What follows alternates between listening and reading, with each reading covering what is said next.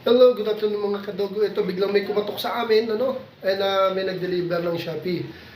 So expected na namin darating to, dahil yung anak ko, yung body ko sa aso, remember si CJ, napakahilig din sa aso nito. So umorder pala siya para sa maintenance ng cataract ng mga aso ko. Actually, wala namang cataract ng mga to, si Maggie lang yung maliit, yung Shih Tzu. So binila niya para ma-avoid yung paglala ng cataract or mabawasan ng konti. Okay? And bumili rin siya ng pang ear cleansing. Arte na itong anak kong to. Pero tama yun, kasi tayo ay nag-aalaga ng aso, dapat maging maarte tayo. Dahil para po sa health nila yan. Ito, tingnan natin kung anong klase ito. So, ito mga kadogo, no? Ay, naku, ito. Binuksan na namin, hindi na namin pinakita.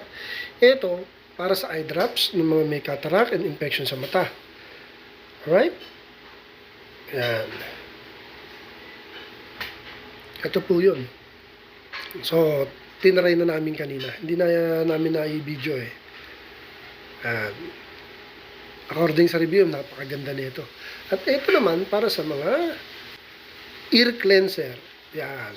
Ito ay para sa mga bakterya na pumapasok sa tenga at iwas na rin po na magkaroon ng ear infection ng mga ating mga alagang aso.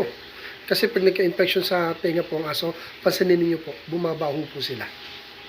Kahit anong ligo, basta may infection sila sa tenga, bumabaho. Kaya ito po, hindi po ako endorser, Kaya yan po ang binili ng aking body anak sa kanyang mga alaga eh. Ayan. Okay. So, ayun, mga kadogo, update ko kayo kung anong kalalabasan nito. Pero ako din sa review, maganda. Kaya nga binili ng anak ko eh. Hindi nga rin paalam sa akin, binili niya eh. Dog lover rin, nagaya ng papat mama niya. So update tayo mga kadodo kung anong kalalabasan dito. I guess maganda. Kasi maganda review na ito. And besides, para sa maintenance ng mga alaga natin. Kaya goods na goods. Till next time mga kadodo. Thank you for watching.